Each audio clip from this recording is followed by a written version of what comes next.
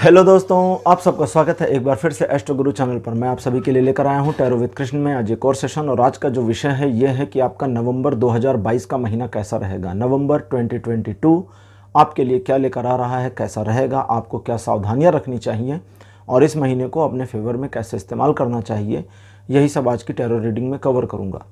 आज की रीडिंग के लिए 3 पाइल्स बनाई गई हैं जो आपकी स्क्रीन पर अब एक साथ दिखाई जा रही हैं। आज की तीनों पाइल्स के लिए जो सिंबॉलिक्स हैं वो हमारे त्रिदेव हैं। भगवान ब्रह्मा पाइल नंबर 1, भगवान विष्णु पाइल नंबर 2 और भगवान महेश यानी Shiv pile number 3।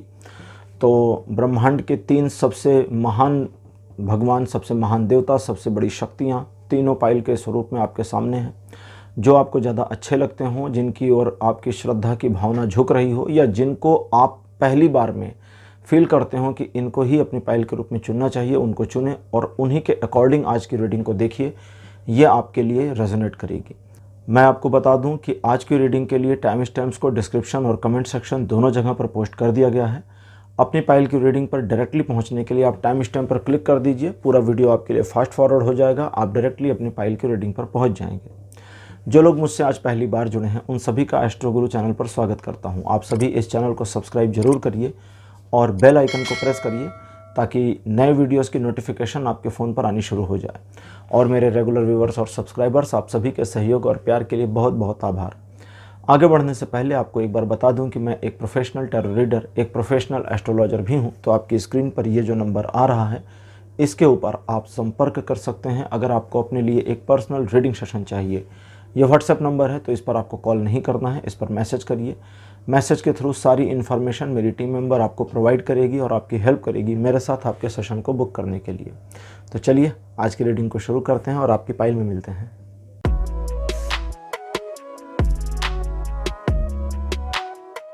Hello pile number 1, आप सबका स्वागत है आपकी रीडिंग में। पाइल नंबर 1 आपने भगवान ब्रह्मा को चुना था एज अ पाइल सिंबॉलिक। भगवान ब्रह्मा की फ़ोटो मेरे बगल में लगा दी गई है। इन्हें सृष्टि का रचयिता माना जाता है। सृष्टि का रचयिता का मतलब जो यूनिवर्स हैं, सृष्टि एक तो पूरी सृष्टि हो गई और ऊपर से फिर उसमें अलग चीज़ें हैं यूनिवर्स। तो यूनिवर्स के जो क्रिएटर हैं वो ब्रह्मा हैं। इस पूरी सृष्टि के अंदर अलग अलग ब्रह्मांडों को बनाने का कार्य ये करते रहते हैं। चलिए आपके लिए रीडिंग शुरू करते हैं और देखते हैं आपका नवंबर का महीना कैसा होगा। आपके लिए पहला कार्ड आया है द टावर का। सेकंड पोजीशन पर आपके लिए जो कार्ड है ये है 7 ऑफ कप्स। आपके लिए थर्ड नंबर पर जो कार्ड है ये है 6 ऑफ वॉन्ड्स। फोर्थ पोजीशन पर आपके लिए आया है 8 ऑफ द कप्स और आपके लिए आखिरी कार्ड 5वें नंबर पर है नाइट ऑफ वॉन्ड्स। तो आपके लिए 5 कार्ड्स मेरे पास अपीयर हो चुके हैं। पाइल नंबर 1, नवंबर का महीना कैसा रहेगा। इस नवंबर के महीने में अगर आप अपने लाइफ में कुछ ऐसी अचीवमेंट करना चाहते हैं जिसे आप अपने जीवन का एक यादगार पहलू जैसा बना लें, एक मेमोरेबल चीज़ बना लें, तो उसके लिए ये महीना बहुत बढ़िया और सूटेबल है। लेकिन आपको थोड़ा ध्यान रखना होगा कि आप अपने लक्ष्य से बिल्कुल भी भटकाव की स्थिति में ना आएँ। इस महीने आप काफ़ी चीज़ों में, जैसे शुरुआत की बात करें तो महीने की जो शुरुआत आपकी हो सकती है उसमें कुछ मामलों में पहले हफ्ते में थोड़ा सा नुकसान का सामना करना पड़ जाए, या कुछ मामलों में आपका काम न चल पाए, या कुछ ऐसी चीज़ें जहां आपकी योजना धरी रह जाए या योजना पर पानी फिर जाए, ऐसा मामला हो सकता है। लेकिन अगर आप सोच विचार करके आगे बढ़ते हैं, पैनिक नहीं होते हैं, हार नहीं मानते हैं, गिव अप नहीं करते हैं, तो चीज़ों को वापस से ट्रैक पे लाने पे न सिर्फ कामयाब होंगे बल्कि लोगों के द्वारा अप्रिशिएशन भी पा जाएंगे। आपका सेल्फ मोटिवेशन, सेल्फ कॉन्फिडेंस अगर खोता है शुरुआती हफ्ते में तो वो वापस भी आ जाएगा और आप आगे बढ़ने के लिए दृढ़ प्रतिज्ञ भी हो जाएंगे, लक्षित भी हो जाएंगे और चीज़ों में एक तरीके से अपने आप को यूज टू करना शुरू कर देंगे। लेकिन फिर प्रॉब्लम असली शुरू होगी और वो प्रॉब्लम ये है कि आप अपने लक्ष्य से एक भटकाव जैसा महसूस कर सकते हैं, पहली पॉइंट। दूसरा पॉइंट, आप किसी नए लक्ष्य की ओर, नए टारगेट की ओर आकर्षित हो सकते हैं जिधर आपको जाने का मन करे। ना तो नया टारगेट आपके लिए ख़राब है, ना तो लक्ष्य से भटकना ख़राब है। प्रॉब्लम क्या है वो समझें कि एक बार आप अपने आप को अगर लक्ष्य से भटकाव में ला करके नए टारगेट पर फोकस भी नहीं कर पाते हैं तब गड़बड़ हो जाएगी। मतलब अगर लक्ष्य से भटक जाते हैं और कोई नया टारगेट नहीं है जिस पर फोकस करें और उसे अचीव करने की कोशिश करें, तब तो फिर बेकार हो गया, सारा भटकाव यूजलेस हो गया। लेकिन अगर आप नए टारगेट पर नहीं जाना चाहते तो भटकाव से बचें। वर्तमान लक्ष्य से भटकाव और नया टारगेट से के बीच में जो समयांतराल है, उसी समयांतराल में आपका अपने आप में कॉन्फिडेंट लेस हो जाना और अपने आप में मोटिवेशन से रहित हो जाना, ये सब हो सकता है। और अगर ऐसा होता है तो आप उन चीज़ों से विमुख हो जाएंगे जो आपके मन मस्तिष्क में लगातार चल रही हैं कि मुझे अचीव करना है। अब करेंगे क्या? तो यहाँ आपके लिए संदेश यह है टैरो का कि आप एक चीज़ के ऊपर फोकस करें। एक से ज़्यादा टारगेट्स अगर आपके हैं तो 1 बाई 1 कर लें, और अगर ऐसा करते हैं तो आपके लिए थोड़ा सा आसान हो जाएगा, एफर्ट्स कम लगेंगे और बहुत ज़्यादा पोटेंशियल की ज़रूरत नहीं पड़ेगी, लेकिन अचीवमेंट पूरी हो जाएगी। इस पूरे मामले में आप मैनिपुलेशन का भी इस्तेमाल कर सकते हैं इस महीने, लेकिन साथ ही साथ में आपको ध्यान रखना होगा कि आपसे बड़ी उम्र के लोग, जिनकी उम्र आपसे लगभग 15 वर्ष या उससे ज़्यादा है, वे भी आपको मैनिपुलेट करने की कोशिश कर सकते हैं। तो उनसे या उनके मैनिपुलेशन से बचना भी है। आप अपने टारगेट को अचीव करने के लिए इस महीने जितना प्रयास करेंगे उतनी आपको सफलता मिलेगी। ये महीना आपके लिए काफ़ी उतार चढ़ाव भरा हो सकता है, पॉइंट नंबर 1, जिसमें आपके लिए शुरुआत बहुत अच्छी नहीं है, बीच का महीना बहुत बढ़िया है और अंत होते होते तक आप अपने टारगेट को अचीव कर लेंगे, लेकिन भटकाव आपको समस्या में डाल देगा, तो उससे आपको बचने की ज़रूरत रहेगी। चलिए अब लेते हैं ओशो ज़ेन टैरो कार्ड्स और देखते हैं लाइफ के अलग अलग पहलुओं पर, अलग अलग एस्पेक्ट पर ज़ेन टैरो की क्या गाइडेंस आपके लिए आती है। आपके लव के मामले में आपके लिए कार्ड अपीयर हुआ है लेटिंग गो। लेटिंग गो का कार्ड लव रिलेशनशिप में कहता है कि चीज़ों को हैपनिंग में होने दीजिए। आप जिससे प्यार करते हैं उसके प्रति अपने प्यार को आने दीजिए। जिन्हें आपसे प्यार है उनके प्यार को अपने प्रति प्रदर्शित होने दीजिए। कभी कभी हमें रुक जाना चाहिए किसी किसी मोमेंट में और सिचुएशन को उस तरह चलने देना चाहिए जिस तरह से सिचुएशन चलना चाहती है, क्योंकि हमारी अपनी परसेप्शन, हमारा अपना सोच कई बार चीज़ों में डिस्टर्ब कर देता है और उसी डिस्टर्बेंस की वजह से सिचुएशन हमारे फेवर में आते आते मुड़ जाती है।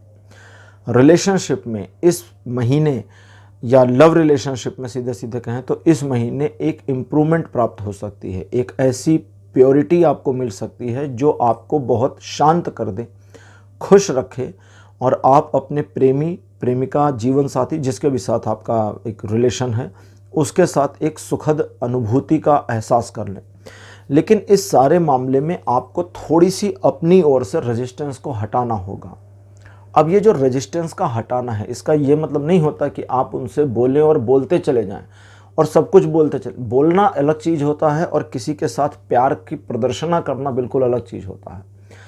कहते हैं ना, प्यार आँखों से दिख जाता है। क्यों दिख जाता है? क्योंकि एक तरीके से लव एक सिंबॉलिक सी लैंग्वेज में कहा जाता है कि लव एक सिंबॉलिक लैंग्वेज है, महसूस हो जाता है, पता चल जाता है। तो प्यार को स्प्रेड होने दीजिए। इस महीने यही करना है, बहुत ज़्यादा पकड़ना नहीं है। जैसे आपका किसी से प्यार है, जीवन साथी हो या आपके लव हो, आपका प्यार कोई हो, उसका आपके प्रति क्या लॉयल्टी है, उनकी आपके प्रति क्या श्रद्धा है, क्या समर्पण है, इस चीज़ को आपको कैच आउट नहीं करना है, ना खुद को डाउट में ले जाना है।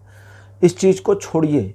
जब इस चीज़ को छोड़ेंगे तो वे अपनी उन्मुक्तता में आएंगे। जब उन्मुक्तता में आएंगे तो उनकी उन्मुक्तता मतलब फ्रीडम, उनकी फ्रीडम ही इस चीज़ के लिए आपको इंडिकेट करेगी कि उनका आपसे कितना प्यार है।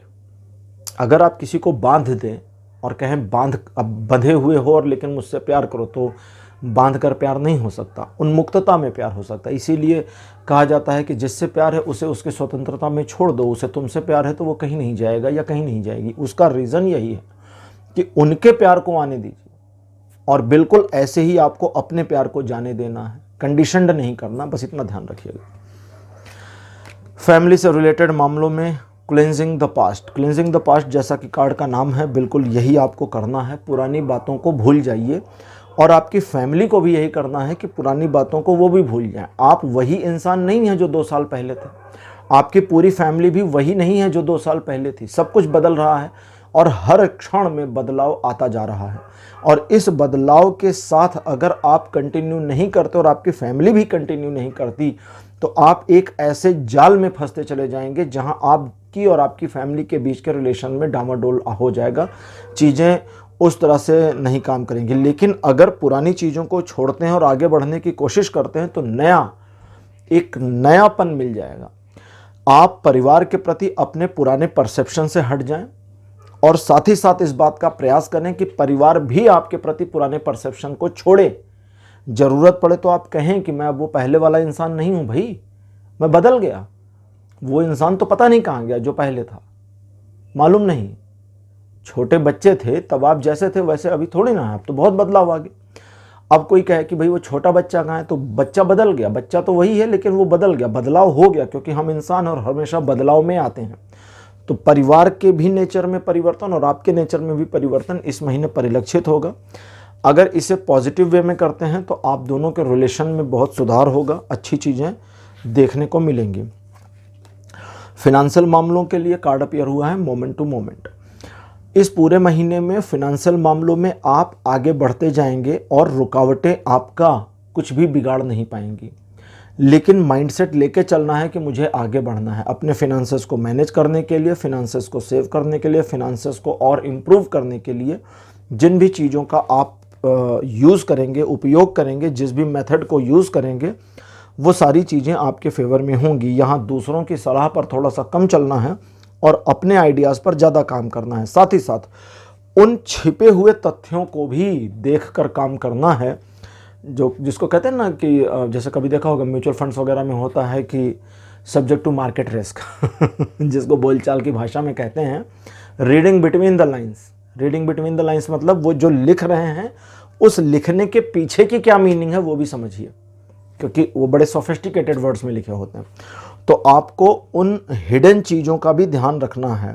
जैसे फॉर एग्जांपल मान लीजिए आप अपने बिजनेस या अपनी किसी चीज़ के ऊपर, अपने पर्सनल स्टफ पर पैसे खर्च कर रहे हैं, तो फिर आपकी फैमिली का उस पर क्या रुख हो सकता है, पॉजिटिव या नेगेटिव, इसकी कैलकुलेशन करके ही काम करिएगा, क्योंकि वो चीज़ कहीं ना कहीं इम्पैक्ट करेगी। ठीक है, ये बिल्कुल वैसा ही मामला ना हिडन वाला, जो सही सही दिख तो नहीं रहा लेकिन बाद में इसका निगेटिव इम्पैक्ट आ सकता है, तो उसमें ध्यान रखिएगा। अब आपके ऑक्यूपेशन की बात करते हैं, प्रोफेशन यानी आप जो भी करते हैं, बिजनेस, जॉब, जो भी। कार्ड अपीयर हुआ है आपके लिए द मिज़र। द मिज़र का कार्ड कहता है कि चीज़ें कितनी भी वर्स्ट क्यों ना हो, उन्हें बेहतर किया जा सकता है। और बिल्कुल ऐसे ही वाइस वर्सा कार्ड कहता है कि चीज़ें कितनी भी बेहतर क्यों ना हो, उन्हें बुरी कंडीशन तक धकेला जा सकता है। अब ये पूरे महीने में चीज़ें आपके ऊपर डिपेंड करेंगी कि आप वर्स्ट से बेटर की ओर आएंगे या बेटर से वर्स्ट की ओर जाएंगे। इस पूरे महीने अपने प्रोफेशनल मामलों में सपने मत देखिए। पाइल नंबर 1, सपने। अब सपने वो वाले सपने नहीं कह रहा हूँ जिसको कहते हैं ना कि सपने देखिए तभी तो पूरे होंगे, वो नहीं। एक ऐसे सपने भी होते हैं जिसके बारे में हम सिर्फ इमेजिनेशन करते हैं, काम नहीं करते हैं, सिर्फ इमेजिन करते हैं, सपने देखते हैं और भूल जाते हैं।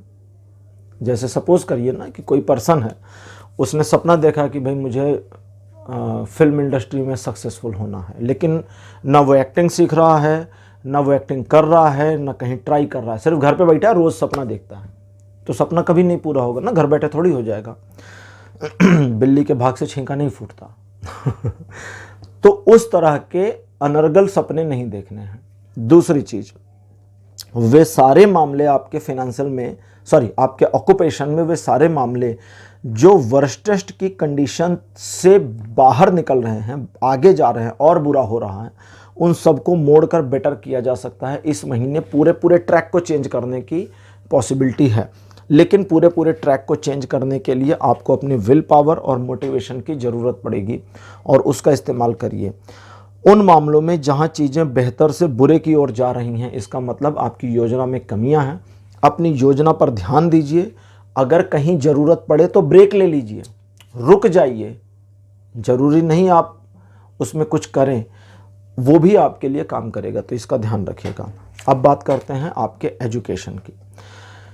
कंप्लीशन का कार्ड अपीयर हुआ है आपके लिए। एजुकेशनल मामलों में आप सिर्फ इतना करें कि चीज़ों को व्यवस्थित ढंग से चलाए रखें।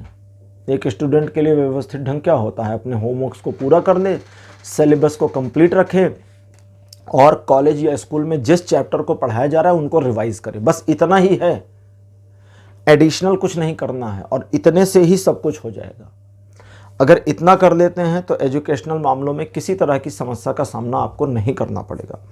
अब बात करते हैं आपके हेल्थ की। आपके लिए कार्ड अपीयर हुआ है गिल्ट का। तो सबसे पहले बीते हुए समय में जो भी चीज़ें आपके जीवन में घटित हो चुकी हैं उनसे किसी तरह की, सचमुच इसका जैसा नाम है वैसा ही बता रहा है, गिल्ट नहीं लेनी, अपराध की भावना नहीं लानी। अगर आपने पास्ट में किसी का नुकसान कर दिया था तो ठीक है, वो बीत गया ना समय। अब भी मैंने आपको फैमिली वाले मैटर में बताया था कि अब आप पहले वाले इंसान नहीं हैं, बदल गए।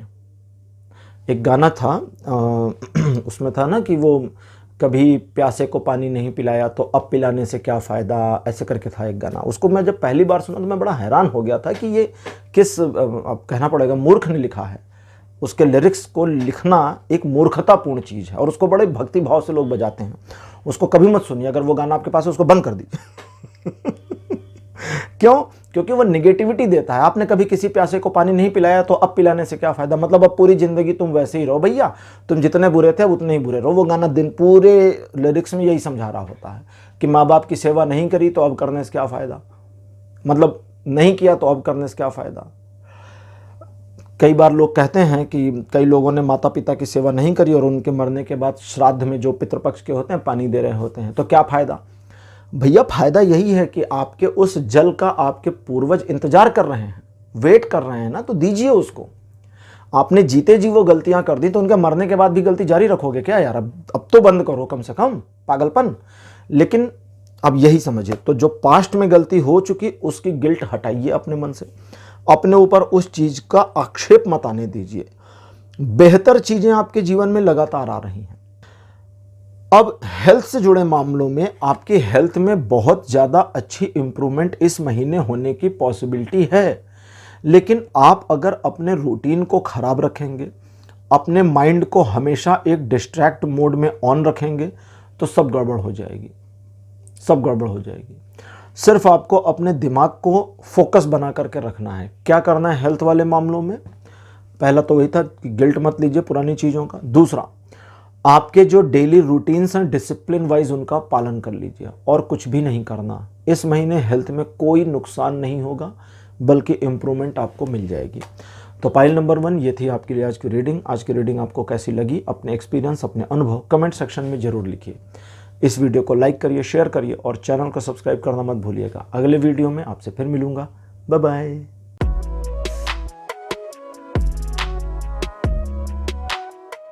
हेलो पाइल नंबर 2, आप सबका स्वागत है आपकी रीडिंग में। आपने भगवान विष्णु को चुना था एज अ पाइल। भगवान विष्णु की फ़ोटो मेरे बगल में लगा दी गई है। चलिए अब आपके लिए रीडिंग शुरू करते हैं और देखते हैं पाइल नंबर 2 कि आपके लिए नवंबर 2022 का महीना कैसा रहेगा, क्या लेकर के आ रहा है। कार्ड नंबर 1 आपके लिए है night of cups. Second position पर आपके लिए जो कार्ड है यह है द टावर। कार्ड नंबर 3 आपके लिए जो अपीयर हुआ है this one is the wheel of Fortune. Fourth position पर आपके लिए है 3 of wands and card number 5 is for you 9 of swords. इस महीने सावधान रहना है पाइल नंबर 2 आपको, क्योंकि इस महीने आपकी छोटी मोटी गलतियां बड़े ब्लंडर्स को निमंत्रित कर सकती हैं, बड़े तूफान को आपके सम्मुख ला सकती हैं। सबसे पहले आपकी कोई कार्य योजना इस महीने के 10 तारीख के आसपास तक औंधे मुँह गिर सकती है। आपका कोई प्लान फेल हो सकता है, पूरी योजना चौपट हो सकती है। उससे बचने के लिए ध्यान रखिए, क्या करना है उसको सुन लीजिए। सबसे पहला, सॉफ्ट कोर नेचर बनाए रखिए। अपनी योजना किसी को बताइए मत, पहला काम सॉफ्ट कोर नेचर। दूसरा, योजना किसी को बताइए मत। और तीसरा, एक स्ट्रेटजी के तहत काम को करिए। योजना, देखिए समझिए इसको, यहाँ पर थोड़ा सा कंट्राडिक्शन हो गया क्योंकि 2 योजनाओं की बात हो रही है। पहली, आपका कोई एक प्लान है, प्लान ए, उस प्लान पर काम करना है, ठीक, किसी को बताना नहीं है कि आप किस प्लान पर काम कर रहे हैं। ये आपके प्लान का हिस्सा है कि आपको अपना वो वाला प्लान किसी को नहीं बताना है, और उस प्लान को एग्जीक्यूट कैसे करेंगे इसका एक अलग से प्लान है। जैसे मान लीजिए कि आपने अपने ऑफिस में अपनी इमेज को सुधारने की योजना बनाई, मान लीजिए, तो पहले तो ये किसी को बताना नहीं है कि आपने क्या योजना बनाई है। दूसरा, ये भी नहीं बताना कि आपने असल में एक योजना बनाई है। तीसरे, उस योजना को लागू कैसे करेंगे इसकी एक योजना होनी चाहिए, एक प्लान होना चाहिए, ठीक है। और उस प्लान के तहत काम करेंगे तो सक्सीड हो जाएंगे, वो फेलियर आपको नहीं मिलेगा। इस महीने थोड़े से फिनेंशियल लॉसेस के भी चांसेस दिखते हैं। एक छोटी सी रेमेडी बताता हूं, वो कर लीजिएगा, आपके लिए बड़े लाभ का विषय होगा। मैं चेक कर लूं कि वो रेमेडी आपके लिए काम करेगी या नहीं करेगी।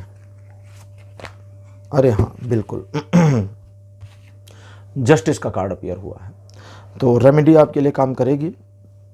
करना यह है कि फ़ोटोकॉपी की दुकान पे जाइएगा और 500 रुपये की नोट के 4 कॉपीज़ करा लीजिए, फ्रंट के मतलब सामने से कॉपी कर लीजिए। फिर उसको काट लीजिए, तो 500 के नोट के साइज़ की 4 कॉपीज़ आ जाएंगी। तो वो चारों 500 के नोट ही हैं, बस उनकी फ़ोटोकॉपी है। और उनको ना कहीं छत पर या घर के बाहर कहीं पर जला दीजिए ले जा करके, या फाड़ करके डस्टबिन में फेंक दीजिए सीधे सीधे उन कॉपीज़ को। असली वाली मत फाड़िएगा कॉपीज़ को फाड़ दीजिए। तो सिंबॉलिकली, यानी कि सांकेतिक रूप में आपने धन का अपना खुद का नुकसान कर दिया। अब जो एक्चुअल होने वाला है वो रुक जाएगा। ये महीना देखिए आपके लिए wheel of Fortune, 3 of the wands का कार्ड अपीयर हुआ है, और इन दोनों के बगल बगल में सराउंडिंग में टावर और 9 ऑफ सॉर्ड आए हैं। ये 2 कार्ड बड़े पॉजिटिव हैं और इन दोनों के बगल ये 2 कार्ड बड़े नेगेटिव हैं। सॉफ्ट कोर नेचर आपको पूरे महीने लेकर के चलना है। सिंपल सी बात है, कार्ड वाइज बता रहा हूँ आपको। सॉफ्ट कोर नेचर पूरे महीने लेके चलना है। फिर बुरा कार्ड है, फिर बढ़िया, फिर बुरा कार्ड है। अब इन 2 बुरे कार्ड के बीच में ये 2 मेरे कार्ड फंसे हैं, जिसको एस्ट्रोलॉजिकली कहते हैं कि कारतरी में फंस गए हैं। कारतरी मतलब स्किजर के बीच में फंस गए हैं। दोनों स्किजर का काम कर रहे हैं ना, यहाँ से कैंची की तरह से। इन दोनों की पॉजिटिविटी को, इसकी पॉजिटिविटी को ये, इसकी पॉजिटिविटी को ये क्रॉस कर रहा है। लेकिन अगर इन दोनों को क्लब कर दें तो ये दोनों मिलके उन दोनों की पॉजिटिविटी को डिस्ट्रॉय कर देंगे। अब क्लब करके काम कैसे करेंगे? व्हील ऑफ फॉर्चून तो कहता ही ये किस्मत आपको सपोर्ट करेगी अगर योजना है। नॉर्मल सी बात है, बहुत बार बता चुका हूं अपने बहुत सारे वीडियोस में। 3 ऑफ द वॉन्ड्स आने वाले भविष्य के लिए योजना को बनाने और उस पर काम करने की तैयारी करने को कहता है। तो दोनों ही कार्ड मिलकर के कहते हैं कि योजना बनाइए कि आप अपनी योजना पर काम कैसे करेंगे। इस चीज को थोड़ा सा कंफ्यूज कर रहे हैं ना, ठीक है, कंफ्यूजिंग वर्ड्स हैं। आप चलिए हिंदी और इंग्लिश को मिक्स करते हैं। आप अपने प्लान पर काम कैसे करेंगे इसके लिए एक पूरी योजना होनी चाहिए। इसके लिए भी प्लान होना चाहिए कि how can I work, how may I work on my plan. ठीक है, मैं अपने प्लान को एग्जीक्यूट कैसे कर सकता हूं, इस पर भी पूरा एक प्लान होना चाहिए कि मुझे ऐसे ऐसे करना है, तब मेरा प्लान सही चलना शुरू हो जाएगा। ठीक है, ये वो वाला मामला है कि गाड़ी को गाड़ी के ऊपर रख के ले जा रहे हैं। ठीक, अब एक गाड़ी है, उसको गाड़ी के ऊपर ही रख के ले जा रहे हैं, तो भी गाड़ी, दोनों गाड़ियां जा रही हैं, लेकिन चल असल में एक रही है, दूसरी तो सिर्फ उसके ऊपर रखी हुई है। तो आपकी एक मास्टर योजना है जिसके पैरेलल में या जिसके अंदर में सब प्लान्स यानी कि उप योजनाएं काम कर रही हैं और इस तरह से सक्सीड हो जाएंगे। किसी पर्सन पर, किसी बंदे पर, किसी बंदी पर इस महीने ज़्यादा भरोसा ना करें दिल्ली वाली भाषा आ गई। किसी पर भरोसा ना करें, खास करके उन पर जो बहुत ज़्यादा अपने होने का दिखावा करते हैं, खास करके उन पर जिन्होंने पहले भी धोखा दिया है, खास करके उन पर जो आपके सामने बेचारे होने का नाटक करते हैं और आपको पता है। इमोशंस में मत बहिएगा। लीगल मामले, पैसों से जुड़े मामले, व्यापार से जुड़े मामले, प्रेम संबंधों से जुड़े मामलों में इस महीने थोड़ा सावधान रहना है, क्योंकि सावधानी हटी तो दुर्घटना घटी वाली स्थिति आपके साथ आ सकती है। तो इस बात का ध्यान रखिएगा। तो पाइल नंबर 2, ये रीडिंग आपके लिए यहीं तक थी। अब लेते हैं ओशो ज़ेन टैरो कार्ड्स और देखते हैं कि आपके जीवन के अलग अलग एस्पेक्ट्स पर, अलग अलग पहलुओं पर ओशो ज़ेन कार्ड्स की क्या इन्फॉर्मेशन है।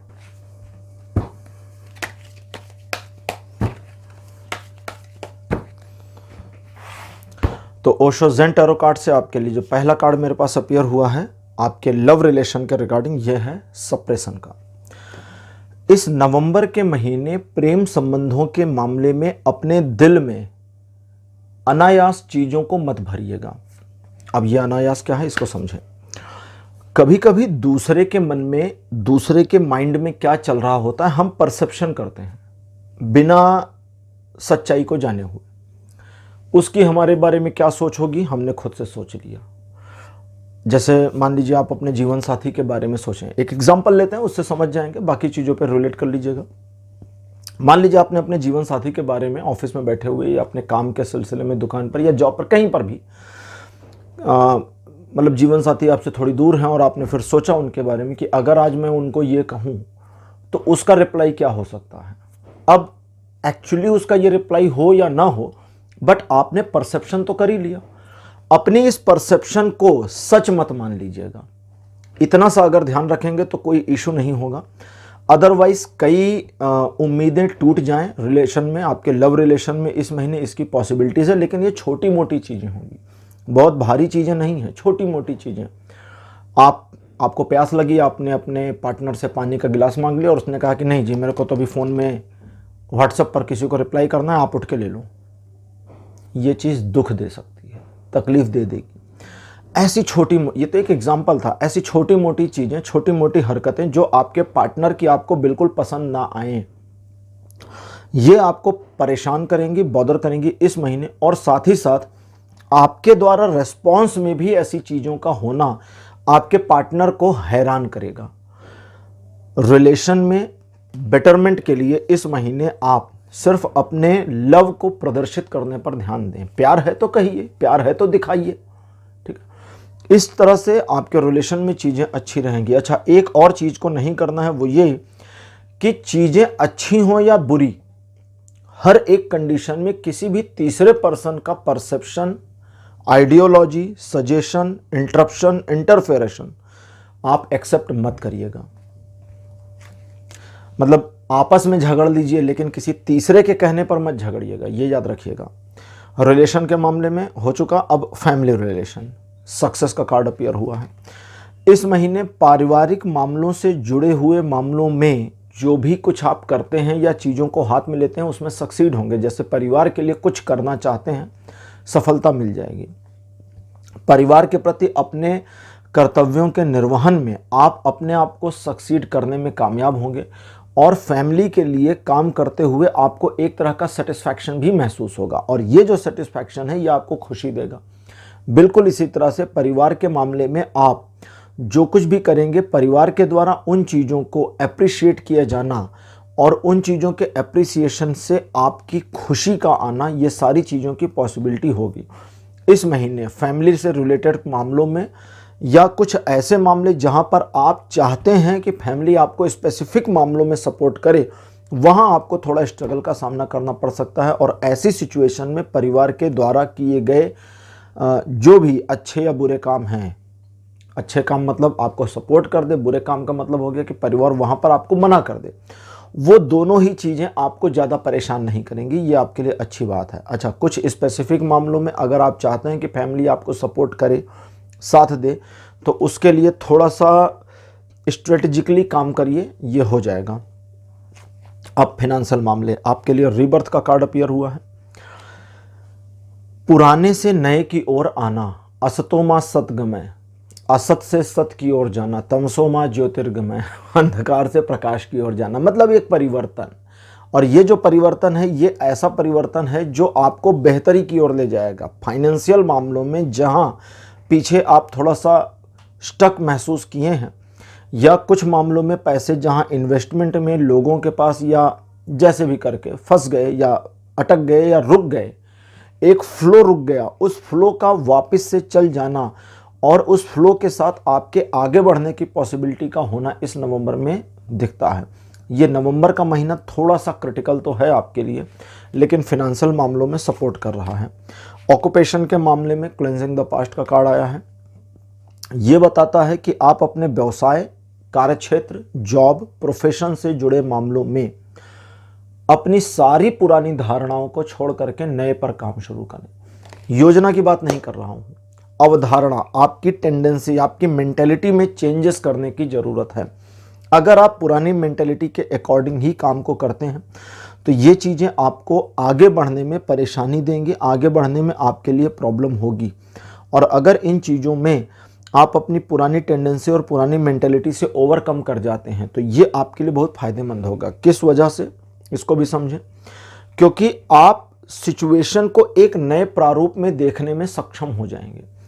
अगर आप चीज़ों को उसी पुराने नज़रिए से देखेंगे, अपने व्यवसाय, कार्यक्षेत्र, जॉब से जुड़े मामलों में, अपनी दुकान से जुड़े मामलों में, तो चीज़ें बदलेंगी नहीं। एक नए नज़रिए, एक नए परसेप्शन की ज़रूरत है। अभी अभी दिवाली का समय निकला है, तो दीपावली से नया वर्ष भी शुरू हो जाता है कई तरीके से। एक तरीके से फाइनेंशियली तो मानते ही हैं सनातन धर्म में हिंदू लोग, और बहुत सारे ऐसे भी व्यापारी होते हैं जो पुरानी पद्धतियों के हिसाब से बही खाते को मेंटेन करते हैं, तो दीपावली के बाद से नए साल की शुरुआत करते हैं। ठीक है, तो यहाँ चीज़ें नई तो हो रही हैं, लेकिन पुराने से छूटेंगे तभी। और अगर पुराने से छूटते हैं तो ये जो नया है ये आपके लिए बेहतर होगा, अदरवाइज आप परेशान होंगे। ऑक्यूपेशन से जुड़े मामलों में आपको ध्यान ये रखना चाहिए कि आप किसी भी कंडीशन में अपने पुराने डिसीजंस पर ही कायम ना रहें। अगर बदलाव समय के अकॉर्डिंग जरूरी है तो उसे कर लीजिए। एजुकेशन से जुड़े मामलों में आपके लिए आया है पार्टिसिपेशन का कार्ड। ये बताता है कि आप अपने एजुकेशनल मामलों में अपने आप को इस तरह से यूज टू करें कि आपको खुद पर गर्व हो। बस इतना ध्यान रखना है। हर स्टूडेंट को पता होता है कि मैंने पढ़ाई सही करी है या नहीं। हर स्टूडेंट को पता होता है कि, हर एक स्टूडेंट को ये मालूम होता है कि उसका अपना जो तैयारी है, जो पढ़ाई है, जो डेली का रूटीन है, वो जस्टिफाइड है या नहीं। हर एक को पता होता है मैं कितने पानी में हूँ, और आप बस अपनी निगाहों में बेहतर रहें, यही आपको करना है। दूसरा, अपने उन दोस्तों के साथ में जो आपके ही सेम सिलेबस पर पढ़ाई कर रहे हैं, आपके क्लासमेट वगैरह, उनके साथ एक कोलैबोरेशन करके या विचारों का, ज्ञान का, चीज़ों का आदान प्रदान करके अपनी एजुकेशन में इम्प्रूवमेंट लाने की कोशिश करना, और साथ ही साथ अपने से बेहतर स्टूडेंट की स्ट्रेटजीज को कॉपी करना आपके लिए इस महीने काफ़ी फायदेमंद रहेगा। अब हेल्थ की बात करते हैं। माइंड का कार्ड अपीयर हुआ है। सिर्फ आपको अपने आप को शांत रखना है। इस महीने कई ऐसी घटनाएं प्रोफेशनली, ऑक्यूपेशनली, फिनेंशियली और लव रिलेशन से जुड़े मामलों में हो सकती हैं जो आपके दिमाग को हीट कर दें, गर्म कर दें, परेशान कर दें आपको बस उस परेशानी के साथ कंटिन्यू नहीं करना। आपको अपने आप को शांत रखना है, क्योंकि अगर आपने अपने माइंड को डिस्टर्ब होने दिया तो ये चीज़ आपके हेल्थ में इम्पैक्ट कर देगी। और इस महीने इस बात का भी ध्यान रखें कि, ठीक है, बहुत ज़्यादा गरम गरम ना खाएं। मतलब जैसे कहते हैं ना कि तवे से उतरी रोटी को नहीं खाना चाहिए। जरा सा रुक जाएं, 2 मिनट रुक जाएं, एकदम तुरंत ही चूल्हे पर से उतार करके परोस करके खुद को ना दें। ये चीज़ आपके लिए फ़ायदेमंद होगी। दूसरी चीज़, हेल्थ से जुड़े मामलों में आप अपनी समझ के अकॉर्डिंग जो भी फैसले लेते हैं वो आपके लिए फ़ायदेमंद होंगे, बजाय दूसरों की राय पर चलने के। डॉक्टर की बात अलग हो जाती है, बाकी अदर पर्सन्स की जो एडवाइजेज हैं वो आपके उतना काम नहीं आएंगे। तो आपको इस चीज़ पर भी ध्यान देना होगा। आप जितना ज़्यादा अपने मस्तिष्क को शांत रखेंगे, और शांत अगर ना रहे किसी मामले पर, तो आसान तरीका ये है कि आप डिसीज़न को थोड़ा सा पेंडिंग कर दें कि चलो मैं इस पूरे मामले पर 2 घंटे बाद, 6 घंटे बाद या अगले दिन डिसाइड करूँगा कि मुझे क्या करना है। किसी ने, फैमिली मेम्बर ने, या आपके लव रिलेशन में आपके स्पाउस ने, या आपके प्रेमी प्रेमिका ने आपको किसी बात पर डिस्टर्ब कर दिया, तो आप अपने आप को सिर्फ इतना समझाएं कि मुझे इसे कुछ समय के बाद, कुछ घंटों के बाद रिप्लाई करना है। कुछ घंटों का जो अंतराल है वो बहुत सारी चीज़ों को क्लोज कर देगा, बहुत सारे परसेप्शंस को ख़त्म करके चीज़ों को क्लियर कर देगा जो आपके दिमाग पर बोझ बनने से रह जाएंगी। और इसी तरह से आप अपनी हेल्थ में डाउनफॉल सिचुएशन नहीं पाएंगे। अदरवाइज़ इस महीने आपको हेल्थ से रिलेटेड मामलों में थोड़ा सावधान रहना चाहिए। अपने डेली रूटीन और डिसिप्लिन को कायम रखिए। खाने पीने की चीज़ों में अगर कहीं कोई परहेज डॉक्टर ने बताया है तो उसका अनुपालन करिए। पाइल नंबर 2 आपके लिए ये रीडिंग आज यहीं कंप्लीट होती है। आज की रीडिंग आपको कैसी लगी, अपने एक्सपीरियंस, अपने अनुभव कमेंट सेक्शन में ज़रूर लिखिए। इस वीडियो को लाइक करिए, शेयर करिए और चैनल को सब्सक्राइब करना मत भूलिएगा। अगले वीडियो में आपसे फिर मिलूँगा। Bye bye.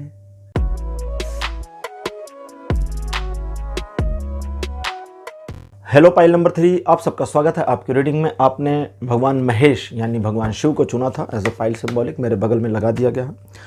चलिए अब रीडिंग शुरू करते हैं और देखते हैं कि आज आपके लिए क्या है, कि नवंबर 2022 आपके लिए कैसा रहेगा। पहला कार्ड आपके लिए है 8 ऑफ वॉन्ड्स। कार्ड नंबर 2 आपके लिए अपीयर हुआ है king of cups. Third position पर आपके लिए 10 ऑफ कप्स। फोर्थ नंबर पर आपके लिए है द हेरोफेंट।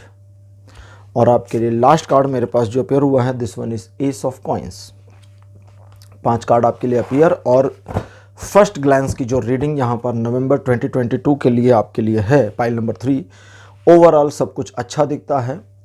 थोड़ा सा आपको बीच में अपने माइंड को मैनेज करना होगा, बाकी ये महीना आपके लिए बढ़िया जाएगा। एक एक करके चीज़ों को समझें।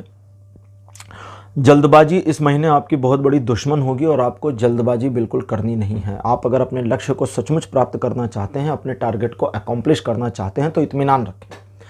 इत्मीनान और कंसिस्टेंसी आपके लिए कीवर्ड का काम करेगी। कंसिस्टेंसी मतलब लगातार बने रहना, उस चीज़ से अपने आप को पीछे मत हटाना, गिव अप ना करना। तो कंटिन्यू रहें, लगातार बने रहें और जो टारगेट आपने लिया है वो अकम्प्लिश होकर ही रहेगा। आपको लोग इस्तेमाल करने की कोशिश कर सकते हैं और कई बार आप जानते होंगे, पहले भी ऐसा हो चुका आपके साथ में, जब आप जानते थे लोग आपको यूज़ कर रहे हैं और आपने अपने आप को यूज़ होने दिया, तो वहाँ पर आपको अपनी डिग्निटी और अपने रिस्पेक्ट को बचाए रखना होगा। उन मामलों में जहाँ आपको लगता है कि ठीक है इसे मदद की ज़रूरत है और मुझे थोड़ा यूज़ हो जाना चाहिए, वहाँ होइए। लेकिन जहाँ आपको पता है कि अब साधारण और जनरल शब्दों में आपको बेवकूफ़ बनाने की कोशिश हो रही, वहाँ बेवकूफ़ नहीं बनना। घरेलू मामलों के लिए ये महीना बहुत बढ़िया है। रिलेशनशिप स्टेटस के लिए भी ये महीना अच्छा दिखता है, लेकिन आपका अपने लव रिलेशनशिप में जीवन साथी के साथ एक इग्नोरेंट का भाव आने की पॉसिबिलिटी है। साथ ही साथ दूसरे लोग आपको अपोज भी कर सकते हैं और कुछ एक मामले मिड ऑफ द मंथ, मतलब अप्रॉक्सीमेटली 12 तारीख से 20 तारीख के बीच में, नवंबर में 12 से 20 12 से 20 12 से 20 नहीं, 12 तारीख से 20 तारीख के बीच में ऐसी सिचुएशंस हो सकती हैं जहां पर आप ऑफिस में, अपने प्रोफेशन में, अपने घर में एक इग्नोरेंस को फील कर जाएं कि लोग ध्यान नहीं दे रहे हैं, जिसको कहते हैं ना कि लोग आपको वैल्यू नहीं दे रहे। लोग एक्चुअली आपको वैल्यू नहीं दे रहे, ऐसा नहीं है, ये आपको सिर्फ लग रहा होगा। आपके माइंडसेट में थोड़े से बदलाव ऐसे आएंगे जहां आपका परसेप्शन चेंज हो जाएगा और थोड़े टाइम के बाद ये परसेप्शन वापस आ जाएगा। तो अगर आपको लगता है कि लोग आपको वैल्यू कम दे रहे हैं, अगर आपको लगता है कि आपकी फैमिली ही आपको इग्नोर करके चल रही है, तो ये सब आपके दिमाग में चल रहा है। दिमाग में चल रही खिचड़ी को पकाइएगा मत, क्योंकि अगर ये पक गई तो फिर इस खिचड़ी का स्वाद कई लोगों को बुरा लगेगा। तो ध्यान रखना है। अगर आपको ऐसा लैक महसूस होता है तो होने दीजिए, कोई बात नहीं है ना। इतनी इंपॉर्टेंस लेकर क्या करेंगे, इतना टेंशन लेकर क्या करिएगा। ठीक है, थोड़ा शांत रहिए। कभी कभी उल्टा भी सोचना चाहिए। अगर लोग इग्नोर कर रहे हैं तो ठीक है यार, मुझे अपने आप में मस्त रहना है, मेरे लिए बढ़िया है। ठीक है, इस तरह से किसी योजना पर काम करना चाहते हैं या किसी स्पेसिफिक मामले पर एक योजना बनाना चाहते हैं, तो ये महीना उसके लिए बहुत ही कारगर साबित होगा और आपके लिए बहुत ही फायदेमंद और आपके बेनिफिट में चीज़ों को मोड़े, वर्तमान से लेकर भविष्य तक में आपको सपोर्ट करेगा। तो आपके लिए ट्रेडिशनल कार्ड की रीडिंग तो कंप्लीट हो गई। अब लेते हैं ओशो ज़ेन टैरो कार्ड्स और देखते हैं कि ओशो कार्ड्स आपके लिए क्या इन्फॉर्मेशन देते हैं, लाइफ के अलग अलग एस्पेक्ट पर क्या आपके लिए आ रहा है। सबसे पहले आपके लव रिलेशन पर द मिजर। जैसा कि अभी थोड़ी देर पहले मैंने आपको बताया था, लव रिलेशन से जुड़े मामलों में थोड़ी सी समस्याओं का सामना करना पड़ सकता है, जहां आप अपने आप को इग्नोर्ड फील करें, एक बेचारापन, एक लाचारगी जैसा महसूस करें। ये सब कुछ आपके दिमाग में होगा। एक कहावत है ना, सारा समंदर मेरे पास है, एक बूंद पानी मेरी प्यास है। ये एक फिल्म का गाना भी था। तो वो वाली सिचुएशन हो सकती है। प्यार की कमी नहीं है, प्यार है, लेकिन आपको दिखना बंद हो जाएगा सडनली थोड़े दिन के लिए। ये 12 से 20 तारीख के बीच में होगा। अदरवाइज में चीज़ें ठीक हैं। आप अगर इस मिजरेबल सिचुएशन को बीच की मैनेज करना चाहते हैं तो सिर्फ अपने पार्टनर के ऊपर भरोसे को बनाए रखें। सिर्फ इतना जानते रहना कि इसको मुझसे प्यार है तो है, ये मुझे प्यार करती है तो करती है, या ये मुझे प्यार करता है तो करता है, बस इतना ही। अब उस प्यार में कंडीशन को ना डालें कि उसे रोज आकर के एक गुलाब देना है या रोज आकर के एक किस करना है। कंडीशन ना करें ना, ये उसका परसेप्शन है, वो करे ना करे। आप अपने परसेप्शन पर रहें, उसे अपने पर रहने दें। और कुछ मामलों में प्रेम संबंधों के, अच्छा यहाँ तो हाँ पहले ये बता दूं, और कुछ मामलों में प्रेम संबंधों के ऐसी स्थितियों का सामना भी करना पड़ सकता है जहां आप टकराहट वाली स्थिति में आ जाएं। इस टकराहट वाली स्थिति में छोटी मोटी नोकझोंक तो ठीक है, चलेगी, एडजस्टेबल है, उसमें कोई दिक्कत नहीं। किसी भी कंडीशन में ब्लंडर को बड़ा मत होने दीजिएगा, मतलब झगड़ा एक दिन से आगे ना जाए, इतना ध्यान रखिए। एक दिन का मनमुटाव चल जाएगा, ठीक, लेकिन उस एक दिन के मनमुटाव को क्लोज कर लीजिएगा, एक दिन से आगे ना जाए, इतना ध्यान, ये आपको ध्यान रखना है। अब इसमें कभी कभी अपने जिससे प्यार करते हैं उसको सॉरी बोलना पड़े तो कोई ईगो वीगो मत लीजिएगा, सॉरी बोल के निकल लीजिए। अच्छा, दूसरे, अनमैरिड कपल के लिए इस महीने अगर चीज़ें कंट्रोल से बाहर होती हैं तो थोड़ा सा मिलना जुलना कम करें, थोड़ी सी बातचीत कम करें। और अनमैरिड कपल इस महीने एक दूसरे के बारे में जासूसी करना और इन्फॉर्मेशन देना दोनों बंद कर दें। ना बहुत पूछना है, ना बहुत बताना है। अगर ये करेंगे तो फिर आसान रहेंगी, चीज़ें आपके कंट्रोल में रहेंगी। अब आपकी फैमिली से जुड़े मामलों पर कार्ड आया है नो थिंगनेस। इस कार्ड का नाम है नो थिंगनेस। इस पर कोई इमेज नहीं होती, पूरा ब्लैंक होता है, एकदम काला। और ओशो ज़ेन टैरो कार्ड में 79 कार्ड्स होते हैं। जो लोग नहीं जानते बता दूं, 78 नहीं होते, एक कार्ड ज़्यादा होता है, 79। और 79 कार्ड में सबसे पावरफुल कार्ड यही होता है, क्योंकि ये बहुत गहरी और डीप इंफॉर्मेशन देता है। फैमिली से जुड़े मामले जहां आपको लगता है कि परिवार आपके प्रति एक ऐसी भावना में है जहां परिवार आपको वैल्यू नहीं दे रहा है, यह आपके परसेप्शन का हिस्सा है और कुछ नहीं है। फैमिली आपके लिए उस तरह से चीज़ों को मैनेज कर सकती है जो आप चाहते हैं, लेकिन सवाल यहाँ सिर्फ ये नहीं है कि फैमिली आपके लिए ये चीज़ें मैनेज करे या ना करे, सवाल ये भी है कि आप फैमिली के लिए क्या करेंगे। यहाँ पर वाइसे वर्सा चीज़ें चलेंगी। जितना समानांतर आप परिवार के रहेंगे, परिवार भी उतना समानांतर रहेगा। मतलब आप अगर दूरी बनाए रखेंगे तो परिवार भी एक दूरी बनाकर चलेगा, आप क्लोज़र आएंगे तो परिवार भी क्लोज़र होता जाएगा। फैमिली से जुड़े कई सारे इश्यूज़ इस महीने रिजॉल्व हो सकते हैं या नए खड़े हो सकते हैं। ये सारी चीज़ें आपके बिहेवियर और परसेप्शन और एक्शन पर डिपेंड करेंगी। तो अपने बिहेवियर, परसेप्शन, एक्शन, इन चीज़ों पर ध्यान रखना है। फिनेंशियल मामलों में फाइटिंग का कार्ड अपीयर हुआ है। कोई प्रॉब्लम नहीं है फिनेंशियल मामलों में, पहली चीज़ तो ये समझ लें। लेकिन अगर आपने अपने आप को ज़बरदस्ती जानबूझकर एक स्ट्रगलिंग पोजीशन में डाला तो वो स्ट्रगल बढ़ेगा, घटेगा नहीं। जैसे सब कुछ कहते हैं ना, एक पुरानी कहावत है, चलते हुए घोड़े को चाबुक से नहीं मारते। क्यों? क्योंकि चल रहा है ना, तो चलने दीजिए। वो एक फिल्म आई थी ना, क्या नाम था उसका, ओ माई गॉड, जिसमें वो अक्षय कुमार भगवान बने थे। तो भगवान, ठीक है, वो हीरो को हटाइए, भगवान का क्या कहना था कि हमारी फोटो को, पुरानी वाली को लोग चला रहे हैं तो हम चलने देते हैं, हमने अभी बदला नहीं है। और सही बात है, भगवान उस समय में जिस स्वरूप में थे, आज अगर वे हमारे सामने प्रकट हों तो जाहिर है वो ऐसे ही मेरी तरह शर्ट टी शर्ट पहनकर आ जाएं। क्योंकि भगवान भी लेटेस्ट फैशन को ही फॉलो करेंगे ना, वरना फिर क्या है को भगवान। ईश्वर का मतलब होता है जो संपूर्ण ऐश्वर्य के साथ प्रकट हो, उसे कोई कमी नहीं है। ऐसा थोड़ी उनको कोई कमी है कपड़ों की या बाकी चीज़ों की। तो यहाँ आपके लिए है, आपका अपना परसेप्शन चीज़ों को खराब और अच्छा कर सकता है।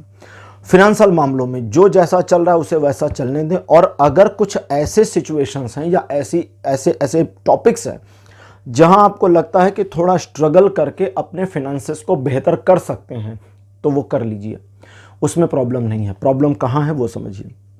जब आप पूरी दिशा को ही बदलने की कोशिश करते हैं, एकदम यू टर्न लाने का प्रयास करें, तो यू टर्न तो नहीं आएगा, लेकिन आप टर्न हो जाएंगे। और आपके टर्न होने से सारा परसेप्शन आपका उल्टा पुल्टा हो जाएगा, गलत सलत हो जाएगा।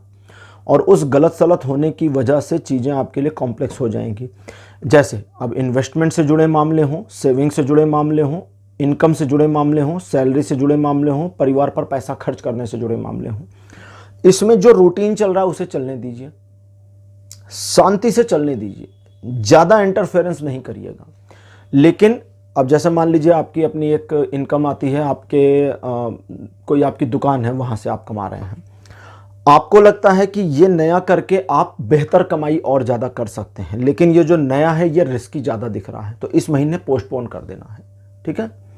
ऐसे ही जॉब में अगर आपको लगता है कि फलाना चीज़ आप करें तो आने वाले समय में आपकी इनकम में बहुत ज़्यादा बढ़ोतरी हो सकती है, लेकिन इस पूरे मामले में रिस्क आपकी करंट पोजीशन, प्रोफाइल या कंपनी पर आपकी जॉब में आ सकता है, तो यह रिस्क नहीं लेना है, इसको छोड़ देना है। तो इस तरह से ध्यान रखिएगा।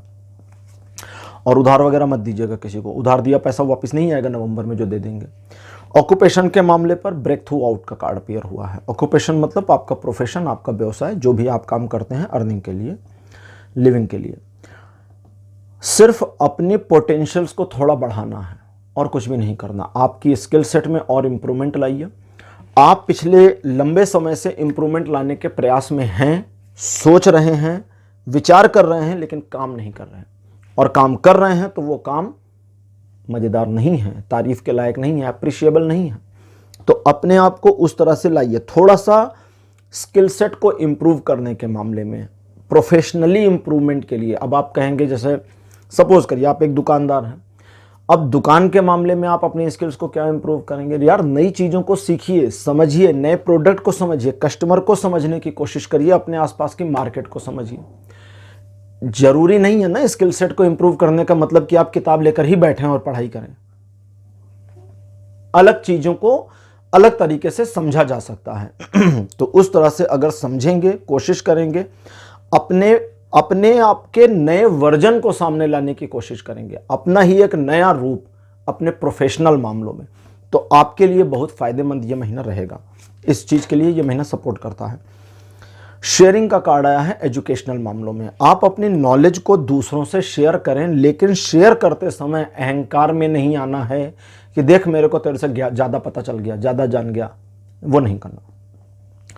यहाँ दूसरे लोगों की मदद करना आपके लिए काम का होगा। अगर आप एक स्टूडेंट हैं और आप अपने साथी स्टूडेंट्स को, अपने फ्रेंड्स को, अगर किसी कॉन्सेप्ट को आप समझ गए और वही कॉन्सेप्ट उनको समझाते हैं, तो उनके साथ इस शेयरिंग का आपको और ज़्यादा फ़ायदा मिलेगा। लेकिन आपको ये शेयरिंग करके भूल जाना है, यहाँ याद नहीं रखना है शेयरिंग करके कि उसको 6 महीने बाद बताएं कि मैंने तुमको वो कॉन्सेप्ट समझाया था बहन या समझाया था भाई। ये वाला नहीं करना। जब आप ऐसा करेंगे तो सबसे पहले तो आपका अपना कॉन्फिडेंस लेवल बढ़ेगा, आपका अपना एजुकेशनल मामलों में बूस्टअप प्राप्त हो जाएगा। दूसरा, उसकी नज़र में आपकी रिस्पेक्ट बढ़ जाएगी। तीसरा, आप अपने आप को और ज़्यादा इनकरेज्ड और मोटिवेट फील करेंगे। लेकिन और इन चीज़ों का भी ध्यान रखना है कि आप अपने पैटर्न को तोड़ें नहीं। कभी कभी हम दूसरों को सिखाने के चक्कर में अपने पूरे पैटर्न को हिला देते हैं। एक मैथ का चैप्टर हमें पूरी तरह से आ गया, दोस्त ने पूछा या दोस्तों के ग्रुप ने पूछा, तो उनको बताने और उनको सिखाने के चक्कर में हम अपनी 2-3 दिन की पढ़ाई चौपट कर देते हैं। ये नहीं करना। ये कहता है कि अपने पैटर्न को बनाए रखना है। अपने पैटर्न के अलावा टाइम निकाल करके हेल्प करनी है तो करिए, नहीं तो मत करिए। हेल्थ से जुड़े मामलों में आपके लिए फ्रेंडलीनेस का कार्ड अपीयर हुआ है, जो बताता है हेल्थ से जुड़े मामलों में इस महीने कोई समस्या का सामना आपको नहीं करना पड़ेगा। अपनी हेल्थ के लिए अगर किसी तरह की योजना वगैरह पर आप काम करना चाहते हैं तो आपको करना यह है कि आप एक लंबे प्लान को बनाएं। लंबा प्लान मतलब कि आप धीरे धीरे करके अपनी हेल्थ में क्या इंप्रूवमेंट लाएंगे और कैसे लाएंगे और कितने टाइम, कितने महीने, 6 महीने, 8 महीने, साल भर में लाएंगे, क्या करेंगे, इसकी प्रॉपर प्लानिंग करिए। और उतने टाइमलाइन में थोड़ा लंबा बनाइएगा। जैसे मान लीजिए आपने अपना वेट 10 किलो कम करने का सोचा और आपने सोचा यार महीने भर में तो हो जाएगा, तो इसे 2 महीने का कर लीजिए या 1.5 महीने का कर लीजिए। फॉर एन एग्जाम्पल कि इसे 2 महीने में 10 किलो मुझे घटाना है, तो इसका घटा 1 महीने में लीजिए अगर आप करना चाहते हैं तो। अगर 1 महीने में घटा लेते हैं तो मोटिवेशन बढ़ जाएगा, और अगर नहीं कर पाते तो आपके पास अगला महीना बचा हुआ है। मतलब खुद को डिप्रेस नहीं करना है। और लाल रंग की चीज़ों का सेवन करिए। लाल रंग की चीज़ों में गुड़ आता है सबसे पहला, बहुत बढ़िया होता है, पेट के लिए बढ़िया होता है। सेब होता है, वो भी लाल होता है, तो उसका भी आप सेवन इत्यादि कर सकते हैं, ठीक है। और बस कहता है बस बस बस, अब और मत बताओ, बाकी इनको सोचने दो, ठीक। हेल्थ के मामलों में जो इम्प्रूवमेंट आप पिछले लंबे समय से चाह रहे थे वो मिल सकती है, उसकी मिल नहीं सकती एक्चुअली, उसकी शुरुआत हो सकती है, ठीक है, ठीक है। ये कार्ड कहता है कि उसकी शुरुआत हो सकती है, लेकिन उस शुरुआत को करने से पहले आपको अपने आप में एक दृढ़ संकल्प लेना होगा कि मुझे ये करना ही है और कोई ऑप्शन नहीं है आपके पास। ये करिए और ये चीज़ें हो जाएंगी। तो पाइल नंबर 3 ये था आपके लिए आज की रीडिंग। आज की रीडिंग आपको कैसी लगी, अपने एक्सपीरियंस, अपने अनुभव कमेंट सेक्शन में ज़रूर बताएं। इस वीडियो को लाइक करिए, शेयर करिए और चैनल को सब्सक्राइब करना मत भूलिएगा। अगले वीडियो में आपसे फिर मिलूँगा। Bye bye.